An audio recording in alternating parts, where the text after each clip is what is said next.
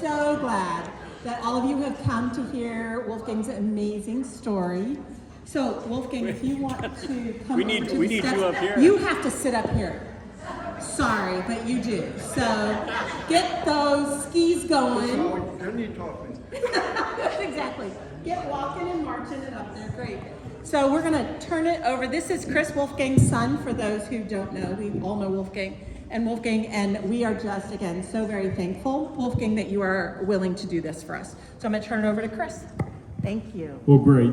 And thank all of you for coming out. As Jenny mentioned, my name is Chris. Just maybe a couple other introductions. My brother Kurt is the slide czar. And I would be remiss if I didn't introduce my mother, Jesselyn. Some of you have met you. I know many of you are his women of Monon, so she's here to ensure that everything's on the up and up. So, what? Oh, and my sister Heidi. Sorry, I didn't want to leave her off. With a good German name like Heidi. So what we decided we were going to do today is, hopefully many of you can see the slide behind me, is, you know, when you live 90 years, and I know you guys have other things to do today, we decided to really focus on the first 3 decades of his life. So you're going to hear from 1932 to 1962, the first 3 decades. And we kind of came up with the 5 W's. Wolfgang obviously being the first W. The Weimar Republic. He was born in 1932. The Weimar Republic obviously was in existence then, you know, with Hitler taking power in 1933. Some of you may not know that he was born in February 21st, I think. I wasn't there, but February 21st of 1932, just 20 days or so before Hitler became a German citizen. So you actually predate Hitler as a citizen. And then we'll move into the war years, World War II, obviously, and talk a little bit in terms of the war experience that he went through.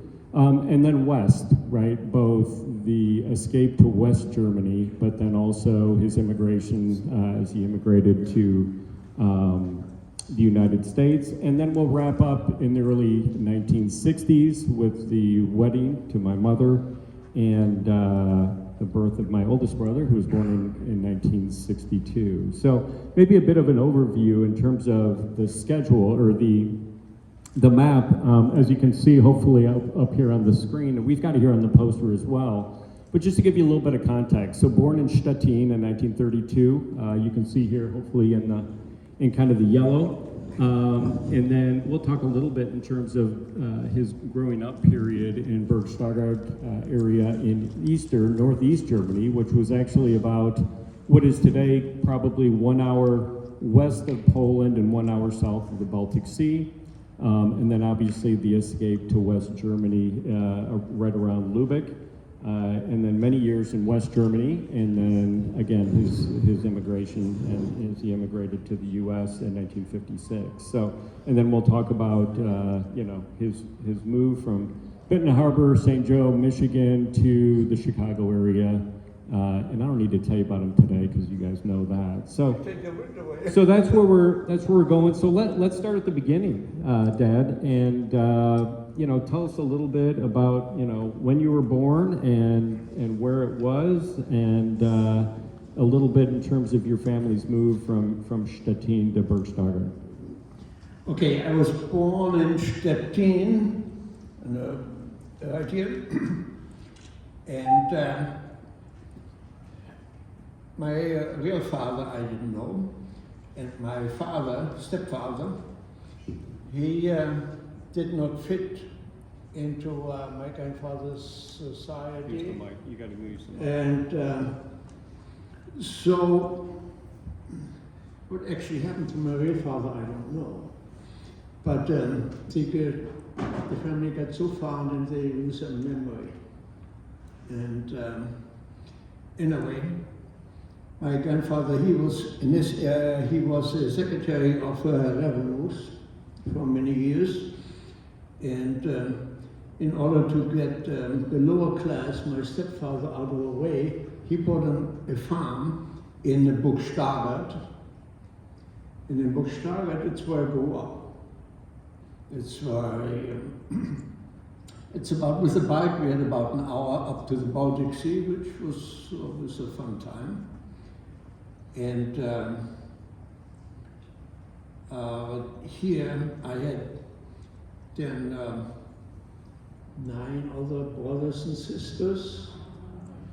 So we were a good sized family. Sometimes we got more spanking than food. But it was It's no different than today, actually. But, oh, that's a poor liar. so of your siblings, how many boys, how many girls?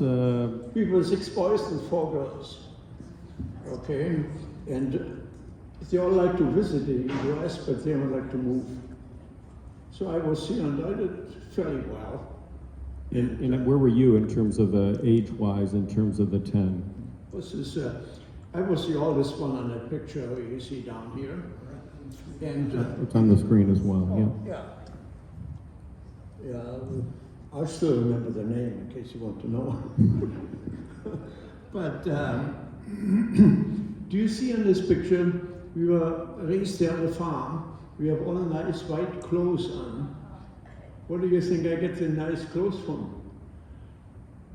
Whenever a bomber got shot down and the crew jumped out, they had good parachutes. So my mother made out these parachutes the clothes. And we were fairly well dressed for being a farm boy. And is the rumor true they're made out of silk? Is that? Yes, that time the silk mainly came from India, if I remember. Okay, what is next? So let's talk a little bit in terms of the pre-war years. So obviously born in 1932 and moved to Burgstallert shortly thereafter. What do you remember about the pre-war years growing up on the farm? Any holiday traditions? Obviously it's Christmas time now.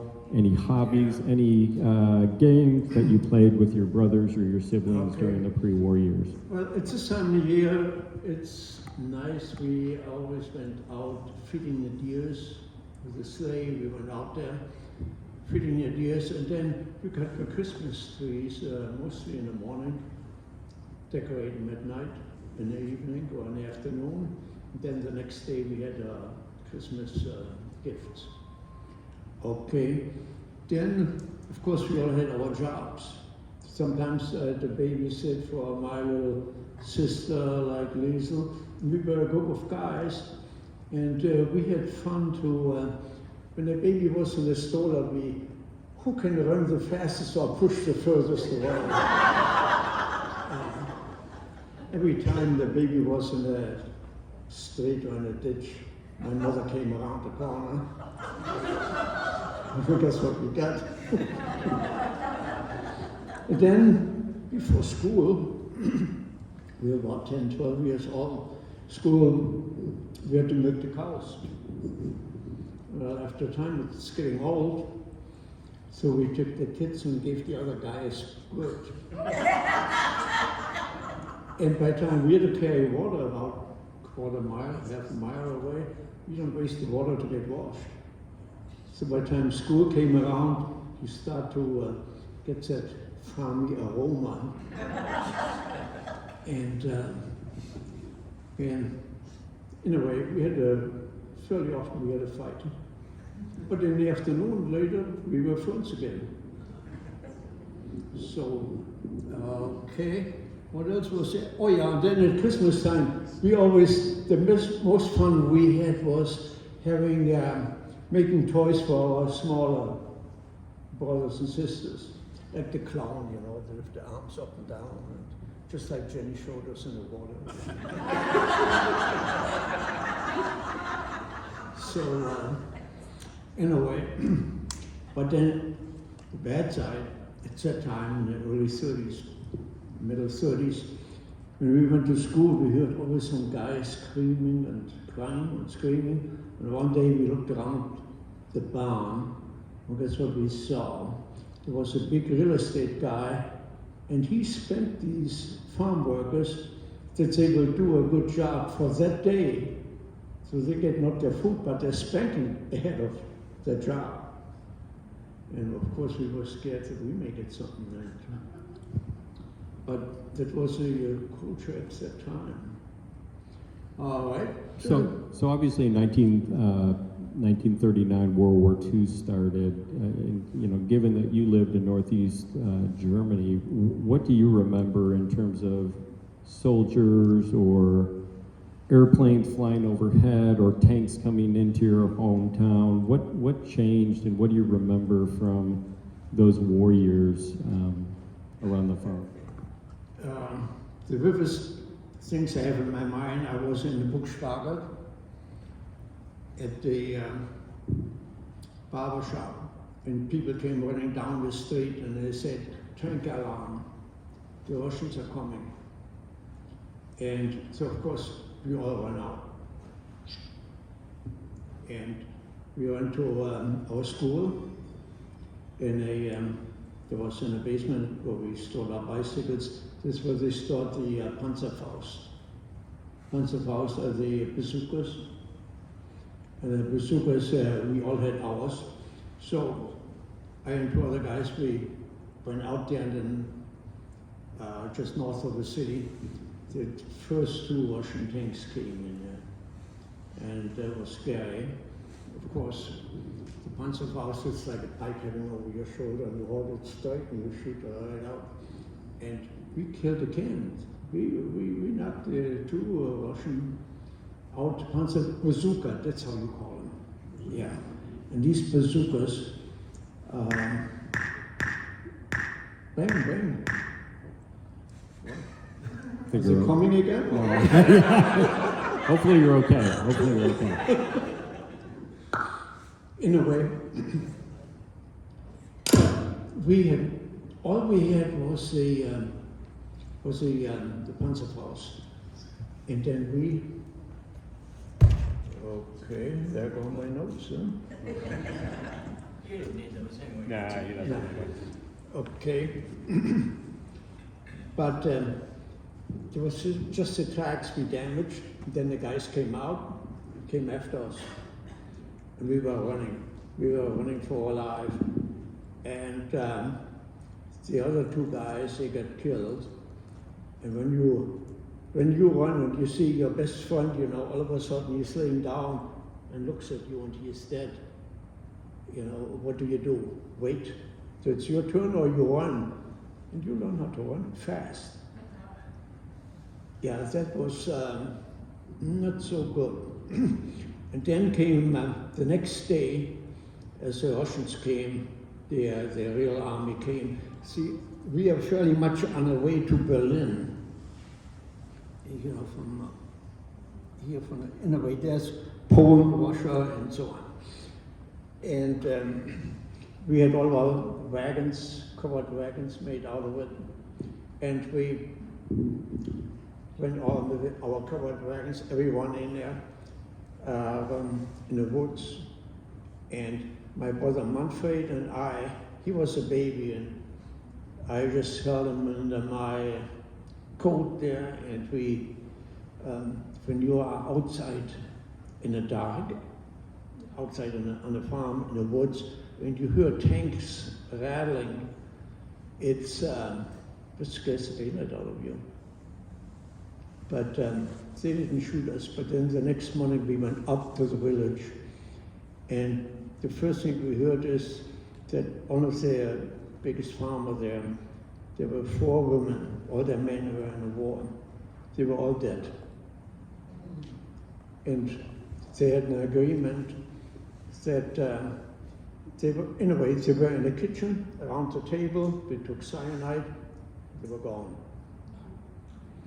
And you have no idea at that time, as the Russians came, or before the Russians came, how many people, mainly women and children, committed suicide.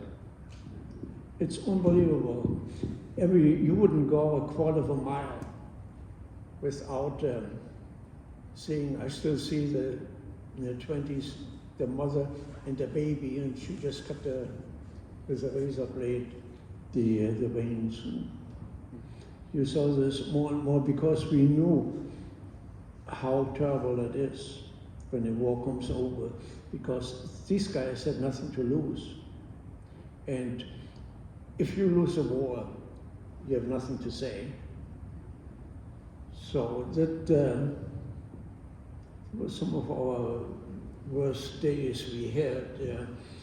So let's transition and talk. Obviously, during World War II, Hitler used the youth, right, in particular Hitler Youth, as kind of a pipeline, right, for, and I know we've got a picture up here that, I don't know how well your German is, but kind of the, I think it says the officers of tomorrow. So tell us a little bit in terms of kind of your Hitler Youth experience, when you kind of joined, do I dare say, that movement? What was your experience, and then what did you guys do as part of that? Okay, I generally start and I say, I was born as a German, I'm American by choice, and I'm here by God's grace. And whatever I did, I never regret. And if I had to do it over again, I would do it over again. Because at that time, America was known as that land where milk and honey flows. And when I, anyway, let's stay with the first years. Yeah, in the Hitler Youth School, that was great. That was great. They make you learn out in sports, in whatever there is, you are the guy, and it was a good learning experience. And let's say, what else I meant to say there? I lost my train of thought. About what age did you kind of start? It sounds like there was a bit of a progression, right? Yeah, Through with there. 10 years you get in the Hitler Youth Group, with 12, 13 you get in the RJ, and then later on, if you take political career, you go in the SS. And then, I may say, as Hitler came to power, he had no money, and he had no real intellectual brain. So, but what he did is, he went to the universities, and he got the brightest, the Zunft, how do you call the Zunft? You have in America too. The, for the rich and wealthy people, and very intellectual. We call them politicians now, but maybe kind of the thought leaders or the intelligentsia. This is where he picked up the best man to make his plans. So what he first did, there was a lot of chaos in Europe, and it couldn't economically recuperate. So what he did is, he got the guys from the street, from demonstrating. He gave them a cart, 3 square meals a day, and a shovel, and 1 mark. And guess what they start building? Come on, let's say quick. The Autobahn. The Autobahn. And then, after the Autobahn has a certain distance, you needed cars. And he promised that every labor will have an automobile at some point. Well, so it takes money to build, to design a car, to design and build a car factory. And every dollar we build, you made, every dollar you have in a transactions made or so, you pay 5% Volkswagen tax. That's how they designed and built a Volkswagen. And after the Volkswagens were done and it was good, he did build Jeeps. And for us kids, there was a riot. I mean, they had Jeeps, they, in the back, they had a propeller. They can go from the land through the lake, and away they go. And if you get a ride, you will make it. You do well. Okay. So obviously during the war, you know, you had 8 or 9 of you kids at home. Your mother was there. Your stepfather was off fighting the war. You had to keep the farm going, right? Yeah. So what kind of labor did you have on the farm? Were there prisoners, or how did you kind of, and if so, where did the prisoners come from, and what was that experience? Yeah, not too far away from us, we had a prison camp, and only the Russians would work, get a job. So we picked them up in the morning, brought them back at night with 3, 4 less. Because when they come, they are so hungry. They ate the cow food fresh, you know, and your body just cannot demonstrate how,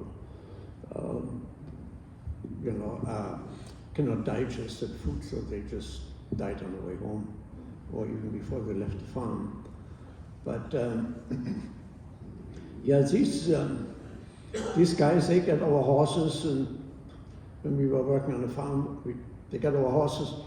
In the night, we went back and stole our horses back, and they made a circle. And once they caught me, and they kicked me right in the back, you know, and I thought I was dead, I was frozen.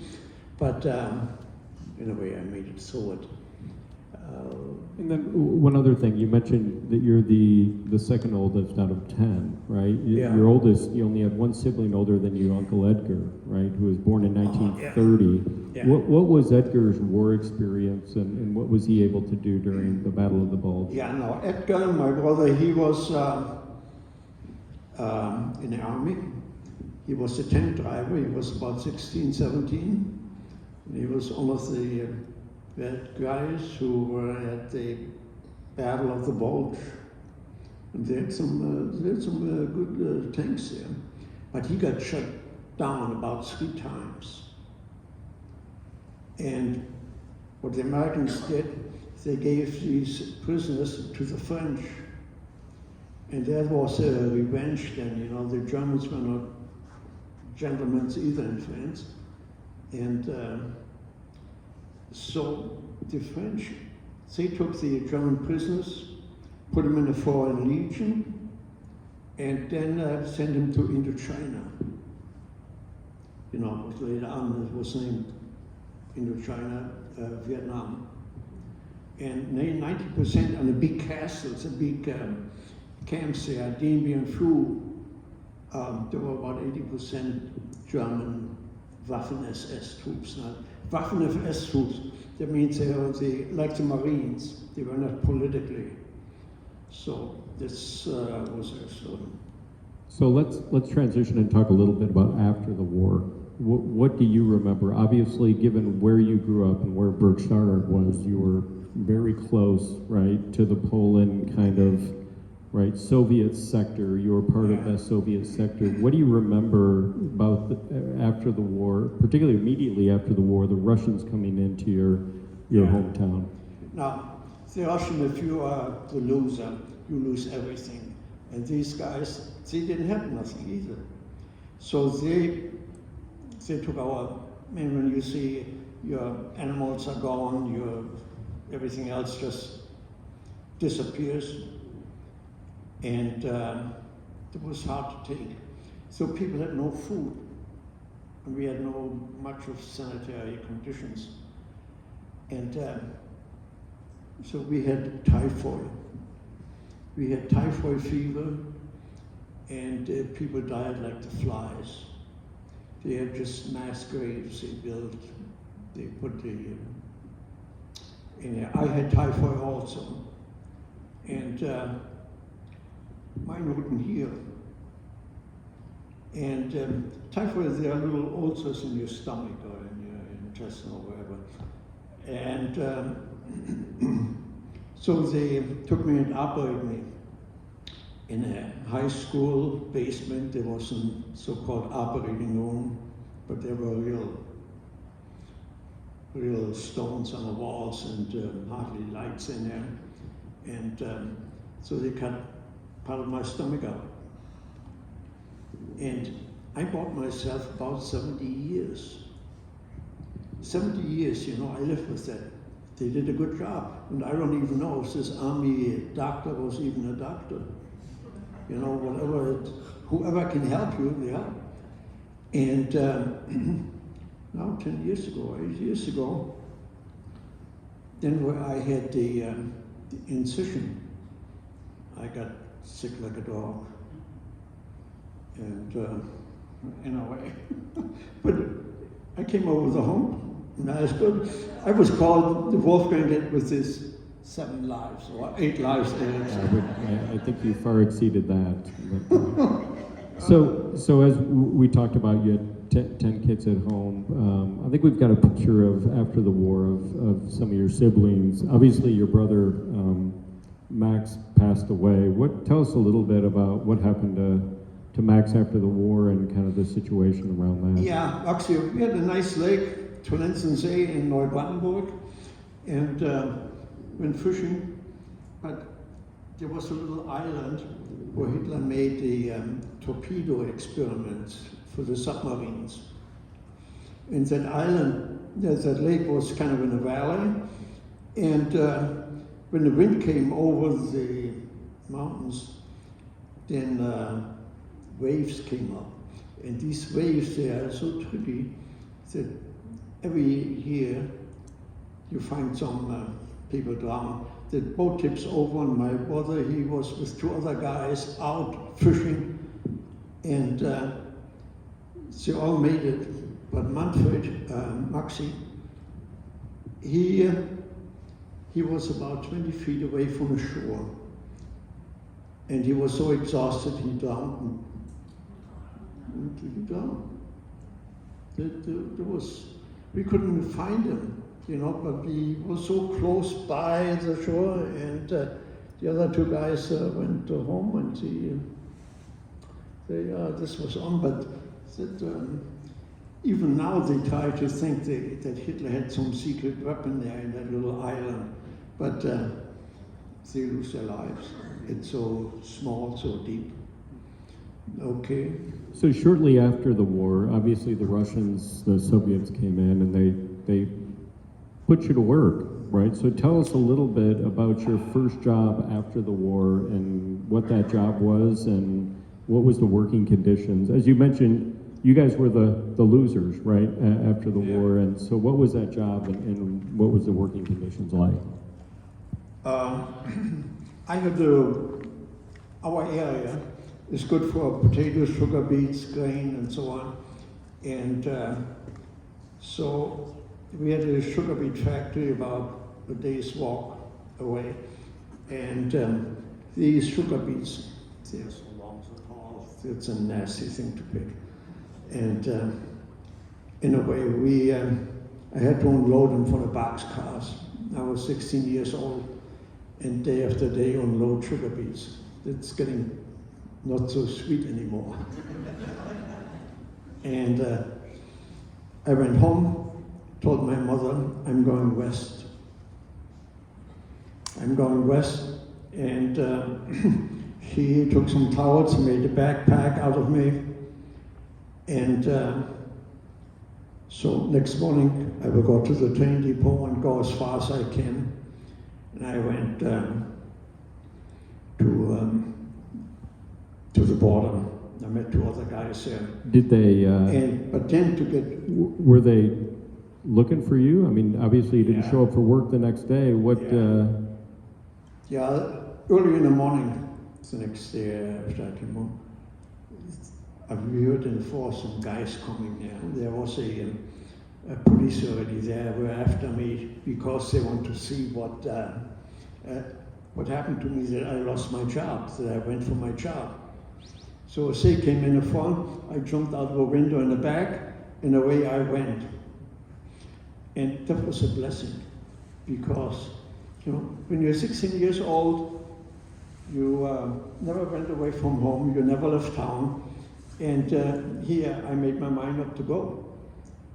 And here these guys came after me, and if I couldn't run just like that away, we probably had crying and tears down the river. I was thinking, anyway, that was a good thing that you had to go quick. You say goodbye. So did you have as you mentioned, your overall plan was to go west. So did you have an escape plan at that point of how to escape West Germany? Or? Oh yeah, man, it was off. But so we went to the border between Schleswig-Holstein and Mecklenburg. Yeah, Mecklenburg. In a way, there was a little river, and it was the border between East and West Germany. And I said, okay, let's go. And as soon as I say let's go, the MPs were right behind you with a machine gun. And they locked us up. They had a big villa there, made 2 prisoners. They locked us up, and a few nights later, they let me go. What do you remember about the prisoners in the prison camp when you got caught? Well, I got caught. That was not the nicest place to be, you know. That's why I tried to escape. And as I escaped in, I went through the swamp. You know, you talk about where it is safe to cross the border to the west, or where it's not safe but dangerous. In a way, the second time I tried, I went through the swamp. When you go to the swamp, it's like a quicksand, and there's these big grass bushes, and if you stay on there, you don't go down. But many people got down, you know, if you lose your balance on it, you just sunk down and you're buried for good. And in a way, I made it. And then I came to Lübeck. Well, Lübeck, it was all bombed out. There was nothing. Then the police picks you up. They don't have people on the street. They just lock them up. They put you in a prison camp. That was very out of town. And these prison camps, they were so bad. There was November 19th, 1949, I still remember the date. And I was in these, what do you call these metal huts? Yeah. And that's what we stayed in. And little food, little heat. People there, they start to smoke oak leaves. You know, it was an oak and an oak forest. And in these oak leaves, you damage your lungs and whatever else. And then you get in a hospital, and then you can get some kind of a meal in a somewhat warmer room. And so that's where I went to. And but I tell you, I did not stay very long in the prison camp. I escaped there. And you have to have a job. And I got a guy who wrote me out that you got a job. So I learned how to build wine barrels. There was a business, I made wine barrels and wash. Did you have family in West Germany, or where did you find a place to live? Yeah, I had a grandfather there, but he lost everything in the West, in the East. He couldn't help me much. So I got, I learned, but there was a time I lost so much schooling, you know, in the war years. At times our school was a Lazarette, army hospital. And then this was like a trade school first. I went into the school. I learned how to build the barrels and how to learn how to read and write. And so I made my certificate. And so where did you, and I know we've got a picture of you and your brother Edgar, shortly after you escaped to West Germany, I think between 16 and then we've got a few pictures and when you were 18, but where did you and Edgar kind of reunite, and were you living with him, or where did you guys kind of spend time together shortly after you got to West Germany? Now, as I got to West Germany, and there was no room. Most of the cities were bombed out, so there was just not much there. And I got a room where I worked. They made where we dyed the woods for the wine barrels, for the sticks and so on. This is where I learned. This wood also has to be cooked and to boil it so they get the organic materials out, and so they don't walk the wrong way. And place was at a pharmaceutical company in Lübeck. And in a pharmaceutical company, in a big windows, I saw the chemists there having distillation on the window, the distillation or some reaction going. And that clicked in me that I want to be someday a chemist. You know, and that just was in my mind, and I wanted to be that. It was impossible I could do this. And obviously it looked like, and I think we've got a few pictures, you in your early Monon Center years. I think we've got an amazing picture of you. There you are. Yeah. So, never one short of confidence. Oh, that was in Italy, in Lido, by Venice. Oh yeah, I, in a way. Oh, look at, he's got that twinkle in his eye already. Can't you tell? So you had some fun, right, in West Germany. I think we also have a picture of you in your early transportation doing your best Marlon Brando impersonation. Oh, that's my Lambretta, yes. Right, right. Man, outside Cologne there was Wuppertal. They said it's in a valley, and there's a river, and they built a train on the top, you know, hanging there. I had a girlfriend there. To get up in the park, that little umbrella will pull us both. They said, I don't know, you have to get off, and she pushed me. That thing has some good memories. But then I went from the woodwork, I went to Cologne. You know, in Cologne, there was, I went there to a church, and the second or third time I was there, the man came up to me and he said, Wolfgang, you look like you could have a job. I said, yeah, I'm looking for one. And he was a big wheel at the Bayer company, Bayer Espel, okay? And he said, I'll see you on Monday morning at my office. And anyway, make the story short, he gave me a job in a pilot plant, and then in a laboratory, and then the University of Cologne has a branch or a campus at the Bayer complex. It's a huge company. And so I studied chemistry.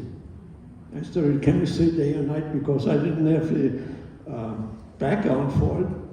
And then what really helped me was when you work in a lab, you get very much acquainted with people and so on.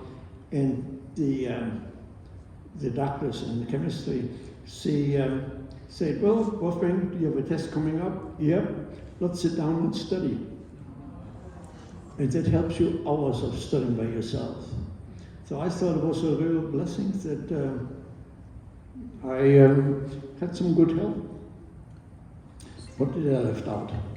So I think, you know, obviously you got the job at Bayer, and you know, you were in West Germany, you know, really from, you know, 1948, 1949, all the way to 1956. And during that time, you began to think about immigrating to the U.S. And curious on kind of what were your thoughts on, you know, I don't know, what's your family situation, your mother's health, or what kind of drove your decision to immigrate to the U.S.? Well, of course, I wouldn't go back to East Germany, you know, the communists. And I wasn't quite satisfied what I had. And this might be a good time to put about Eric in there, my brother. My 2 years younger brother, he took the political career under the communists. He went to Berlin University, and then he was 2 years in Moscow at the military academy. So he was a well-trained communist officer, and he taught then in Dresden at the military school.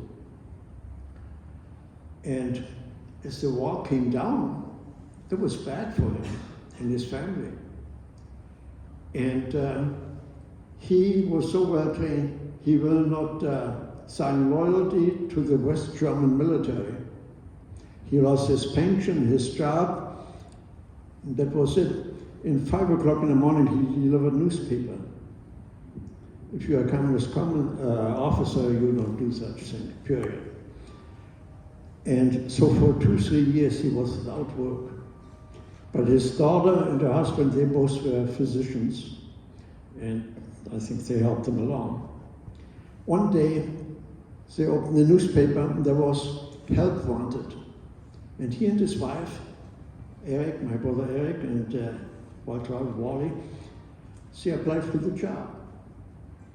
And they got the job. They made money hand over fist. And maybe one of you guys can guess what they did. What they sell, what they sold. They sold American Tupperware. Being a communist, took the job, and they made money. They got, they were the best sellers in Germany. She more, so got a company car. They got 2 weeks vacation on the French Riviera. And we visited him a few times. He had a nice house, paid for it, and then he added on and so on. But mentally, how can you see, you know, how from the communist to the capitalist, it worked very well for some people. So in 1956, obviously, you made the decision to immigrate. Was the U.S. your only option, or how did you kind of make that decision, and what were your options? Good question, Chris. Then the German young man, I was 24 by then, yeah. And we had the choice to go to Australia, Canada, or the US. And since America was known the land for honey and butter, so I went to America to honey and butter and a good wife. And did you, I know we've got a picture of the ship that you came over on, the... Oh yeah, General Longford, Yeah. American troop transport ship. And that's sold, you sold everything on it. It's not a luxury liner.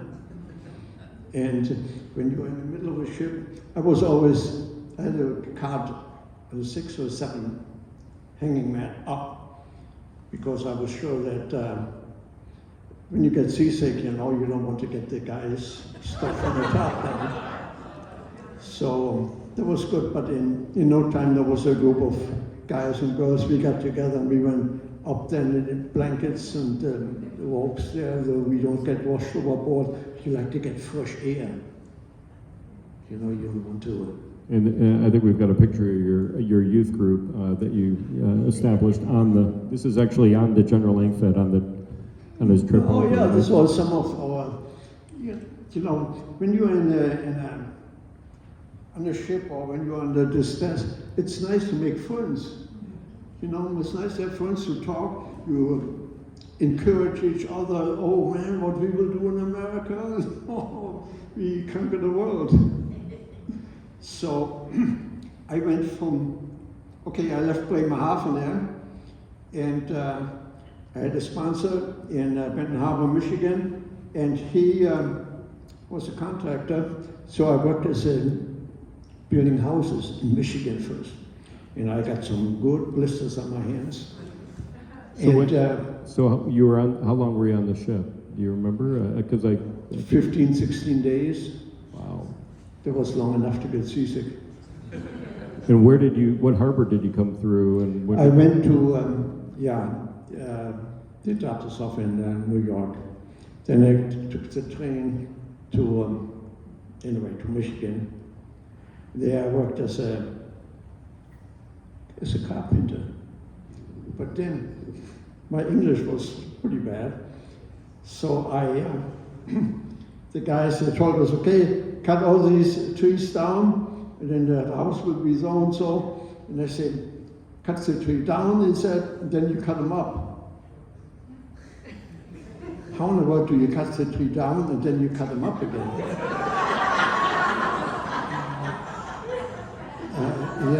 It puzzled me a little bit, but just like when they say, what was it? You have to be in math, it was 8 and 5 was 12, or is 12? Yeah, the grammar I had to learn. So is it or It's actually 13, but. 13? Well, I don't have a computer. So any other, obviously forestry and carpentry, any other jobs in Benton Harbor? It sounds like you did a number of different jobs. Oh yeah, then I got in the lab work with. How much time do you have left? you're good. You're good. Yeah? Okay. I don't want to overstay my welcome. Anyway, I got a job at Whirlpool. I worked there in the lab, making tests on detergent machines and so on. And 58, there was a recession again, and one day I asked myself, oh yeah, I worked, helped them guys laying blocks, mixing mortar, mixing all kinds of things, and I made my living. And I made some funds there. One day, one couple said, we have an extra room and we always like to make some extra dollars, so if you like to have the room, you can stay with us. And I was like at home. And there were a lot of Germans and girls there, and we had a good time. I'm not sure you needed to include the girls part, but anyway. So one day then, let me finish it. No, by all means. Mom's giving me this, but anyway, you're doing great. Okay, then I went to Chicago and I thought, man, there was to look for a job. And I was on Record Drive, there was a Morton Salt headquarters. And then at Whirlpool, we made tests on with salt and all kinds of stuff. And when you have salt, you have chemistry. Okay, so I walked up the steps there, and the receptionist, The receptionist. Receptionist. Yeah, the receptionist. She was right there. Yeah. Okay, she said, may I help you? And I said, yeah, I look for a job. And she said, well, outside Chicago, Chris Lake, Woodstock, they just finished a research center and they want to diversify it into other chemicals. And they said, stay one night here at the YMCA and drive out tomorrow morning and apply for the job there. Okay, that's what I did. And Dr. Frank was his name. I walked up there and I say, I understand you have a job. And they said, oh, where did you work before? I said, the Bayer in Germany. And he said, well, I will give him a call and see if you're for real. And evidently I was. 2 weeks later, he said, come on, give me a call and said, come and work here. And you joined Morton Salt, and it's gone through, and how long were you at Morton Salt? You were hired in 1958, you retired there in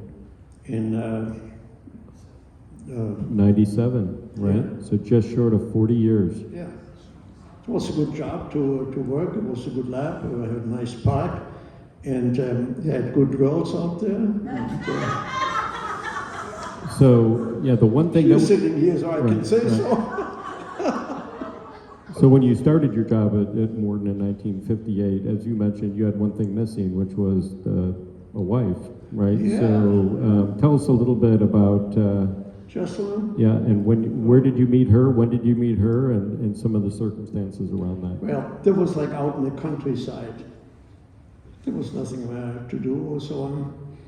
And I was not much of a barman. And where else did we meet? I went to church. And I saw her for some time. It was a small Swedish mission church. And here, I saw her for a while there, and then she had that married look. And a friend of mine I made, I said, I don't fool around with married women and so on. Well, I don't get it. Yeah, So he was in the choir, yeah.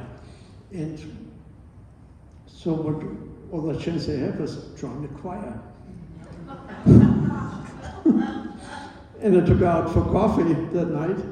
And I had no car because I crashed it. So she has to drive me for a cup of coffee. And after I got everything fixed up, we went to Wheaton to, I remember the Christmas concert. And that's why I dropped her off. She said, Wolfgang, if you don't drive any better, that's the last drive with me. So I had to change to American style. But in a way, I learned how to drive good. And we got married. We had 4 children. I think we've got your wedding photo here, actually, just some physical evidence. Yeah, it was me in my younger years. Yeah. Okay. But God has really blessed me. And if I would have to do it again, I probably would do the same thing. And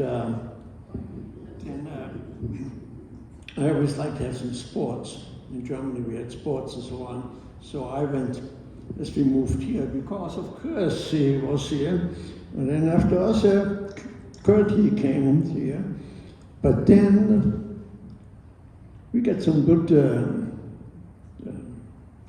teachers for water, like, what's her name? Jenny, yeah, she is sitting right here.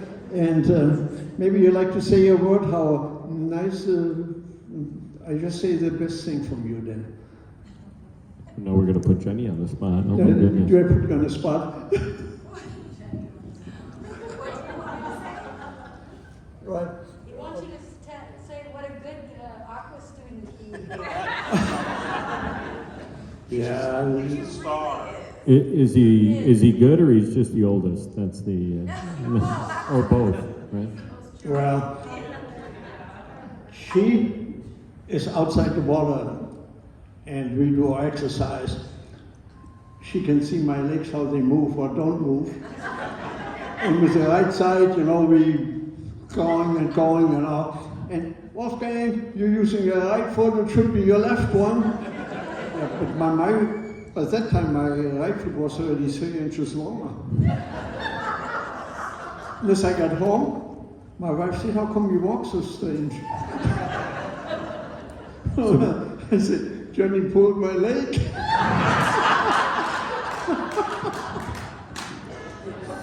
So maybe before you start your stand-up routine, so we want to wrap up, and I think we've got a picture of the Young family, maybe in the early 60s. So obviously 3 of us are here today.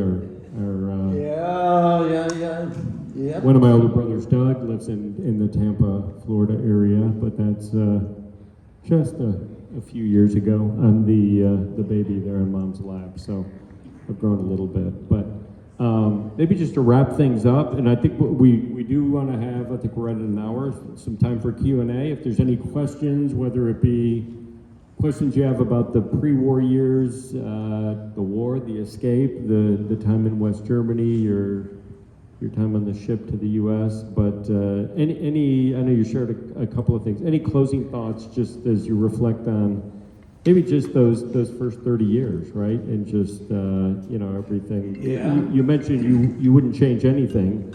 Not that all the experiences were great, but it sounds like you feel like you're blessed to get through that and certainly have enjoyed the last 60 years. Yeah, I really count my blessings, and I'm very thankful that my life turned out as well as it did. I have an excellent family, and of course a wife. And she keeps me in a narrow leash at times, but it doesn't happen to you guys. No? You're always the best one when you sleep, no? Okay. Yeah, I would say I enjoyed the trips we went back to Germany. And I remember occurred here in the car once. He was the driver, and the guy in the car, and he said, "Oh, Kurt, you're an American." "Yeah." He said, "If you drive in Germany like you drive in America, you may get a speeding ticket on a toll road." And that was one of the things I remember we did. And then, then we went a few times to Japan. He worked for Lilly, so he was in, they sent him for 5 years or so to Japan. So I like that Japan is very similar in Germany. They got the Berlin-Tokyo axis, World War II. Yeah, that was very interesting to see. Great. And So any questions? Anyone just shout them out and, yep, go ahead.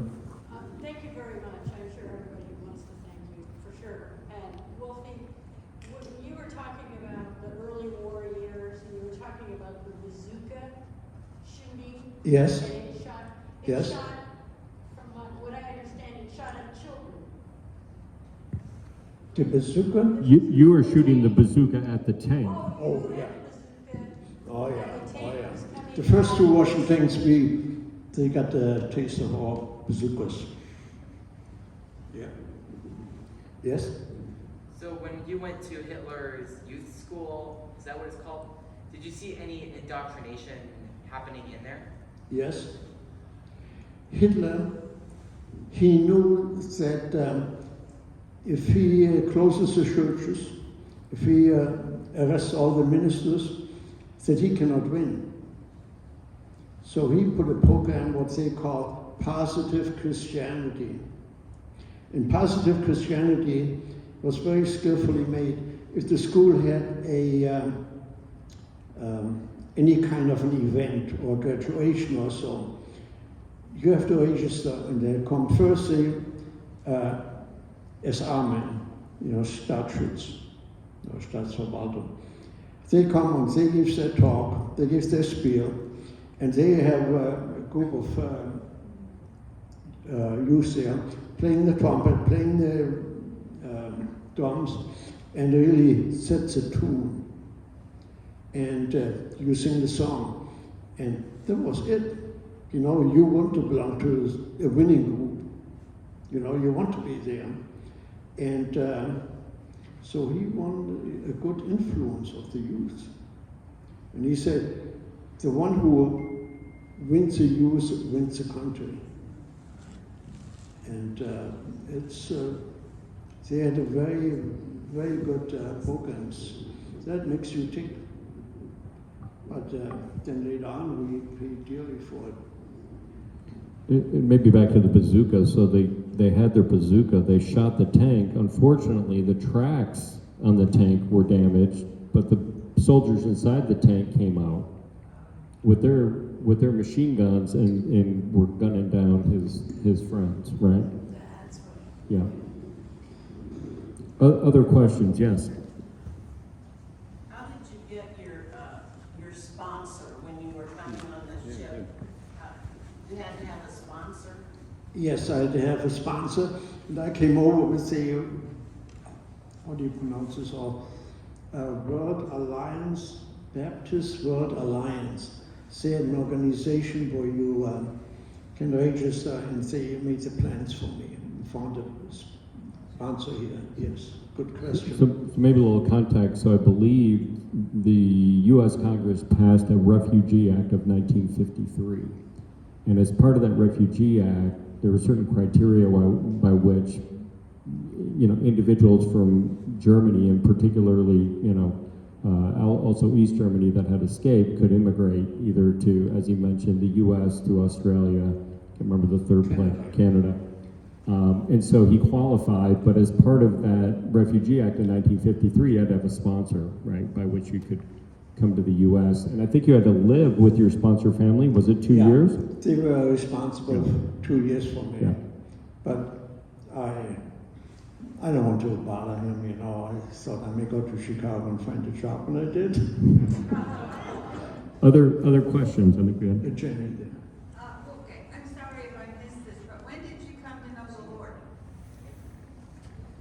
As I was about 18, yeah, 18. My grandfather, he was a Baptist lay preacher, and he had a good influence on me. Yeah, he had a big influence on me. Jenny had something to say. Yeah, so after you escaped, when was the next time you saw your mom? Oh, probably 10 years later or so. 8 years. What year did your mom pass away? About? It must have been in the 60s, in the late 50s, 60s. Yeah, she passed away and very miserable. Yeah, She passed away before you came to the US. yeah, she passed away before I came here. So she was only in her 40s. Yeah, she was in her 40s. Yeah, and but these people, they had it rough through the years, through the wars. That was very good.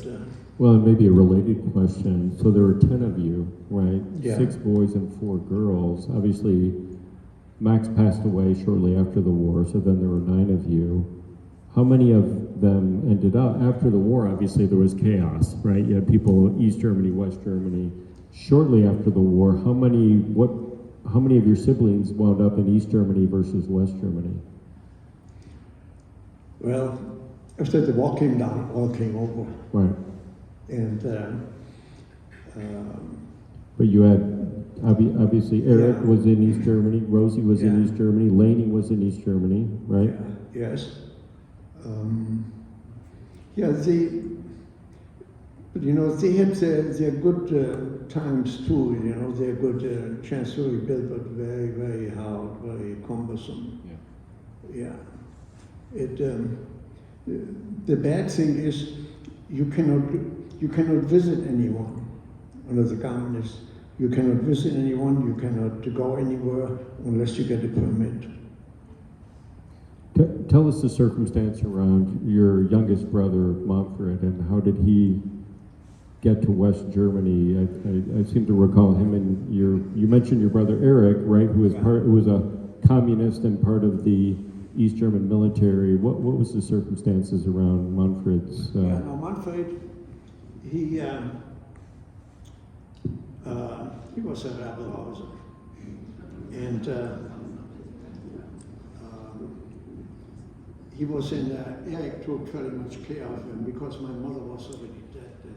So he married as soon as he could, so he can take him in. They were in an orphanage there. Rosie and Manfred were in the orphanage. But then this one time, he, when you're in high school there, at least in our area, you stay in like in a dormitory. And so this is where Manfred lived in. And one day, the teacher talked about, he said, oh, your father, he was a Nazi and did so-and-so bad things. And he didn't know him. So Manfred, he went up and beat the heck out of the teacher. And that was it. Eric could not help him anymore. In there, they had a big hof, a big place where you had like swear, you sing the patriotic song, you swear the Legion of the flag and so on in a communist sense. And then Manfred, they put him in the middle there, so he told him what traitor he was, that he beat the teacher up and so on. They threw him out of school. And being their schools, it is a privilege that you can go to high school. It's not that you have to go. So anyway, he got kicked out. And then there was no place to go as West. But at that time, the borders were already more closed. So he went to the border. My communist brother, he said, okay, to the watchtower. So-and-so is coming along, let him go. And he went. He had it easier than I had. And That was a good move. But I like to tell you just one comment. Eric, my brother, he was here, and it happened to, they all like to visit America, okay?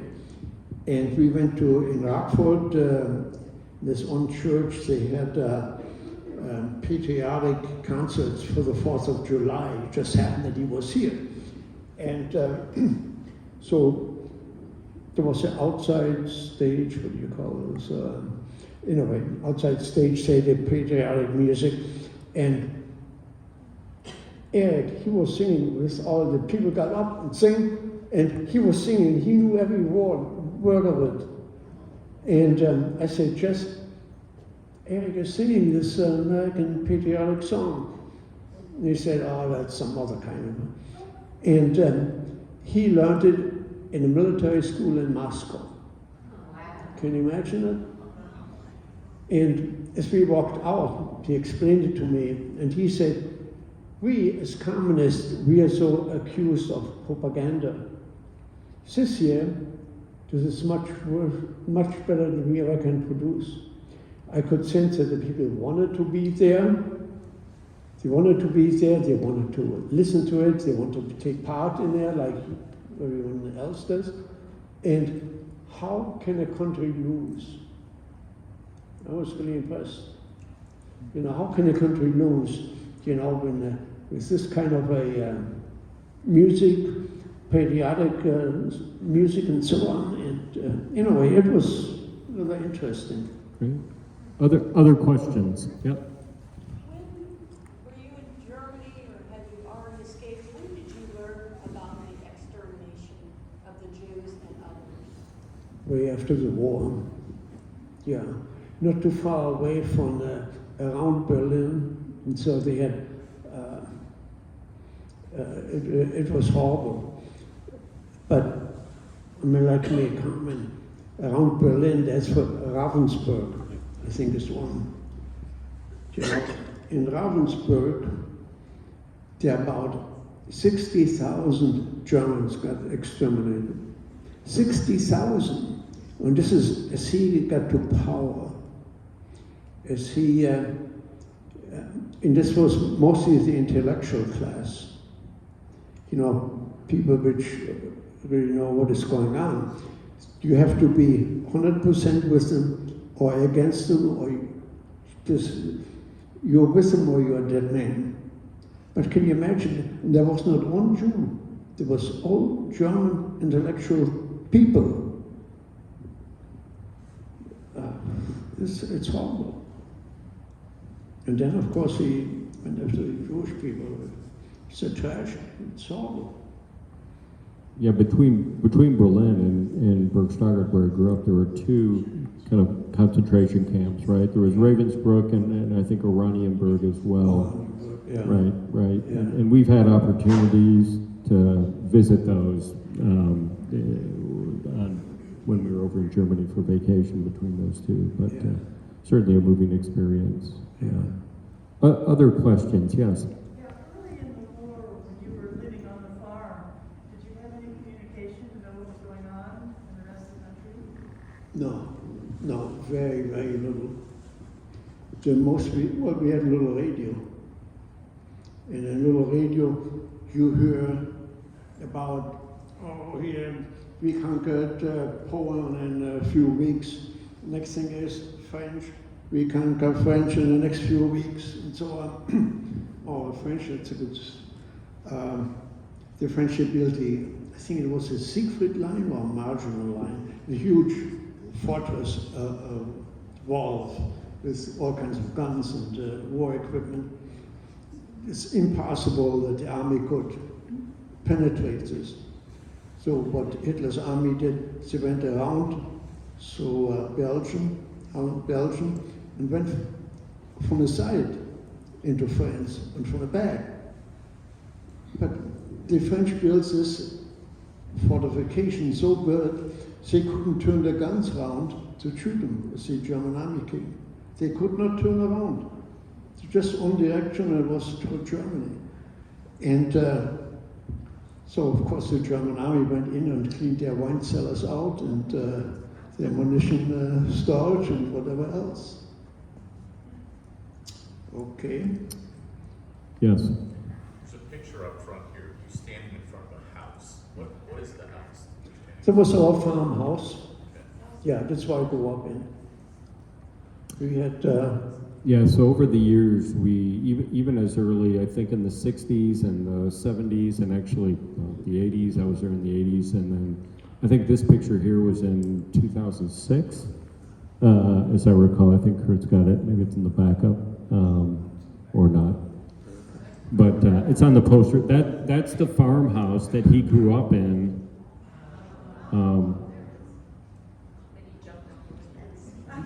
Yeah, when the Russians came after him because he went AWOL from his sugar beet job.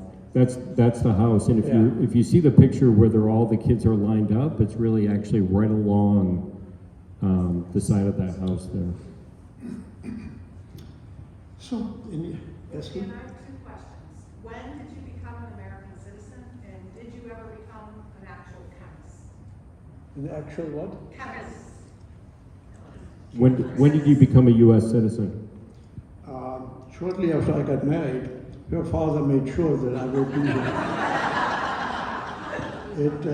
I got my citizenship in Chicago. I had to write a sentence in English.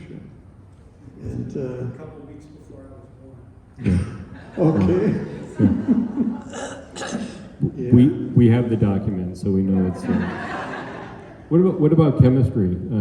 Obviously, you worked at Morton Salt and Morton International, and you know what was and obviously at Bayer. I know you continued to study a little bit and took some courses as well, and obviously you had a lot of on-the-job training at Morton. But your job there evolved a little bit over the years, I think, as well, from adhesives to different types of chemistry at Morton. Yeah. Okay, I worked there at Morton, was Morton International, Morton Roman Haas, and now Dow Chemical bought it out. But I worked very much in analytical chemistry, in instrumental, infrared spectroscopy, GC, and we made a lot of molding compounds for microchips, and we made the O-rings for the space shuttle to take off. Yeah, we did a few years. We get no pay for it, but we paid for the O-rings in the rocket. So it was a good job. Yes, I had to. What we call the company had continuous education. So they always keep you on your toe.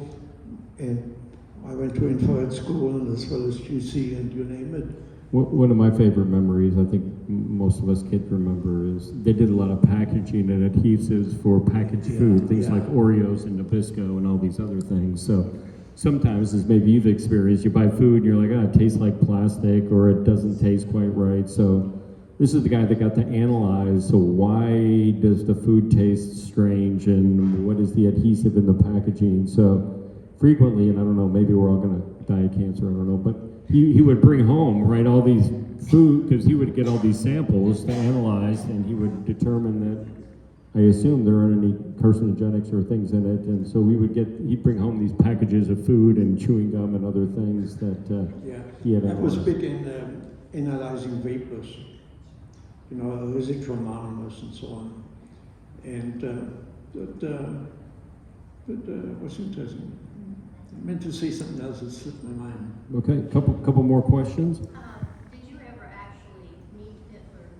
And did you ever actually meet Hitler personally? And what was your opinion of him?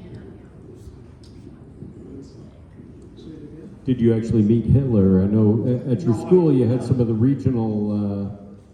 No, I did not, maybe from a distance, but he didn't come to our town. But what they did have, what we called the little Hitlers. You know, all the one which they got well trained to influence you, to take control, to take charge. Yeah, all these little Hitler, like the governor from the U.S., the governor down the line there. So there were plenty of them there. Good question. Okay. Any other questions? Okay. Well, great. Well, thank everyone for coming out. Thank you. We'll be around if you have any other amazing questions.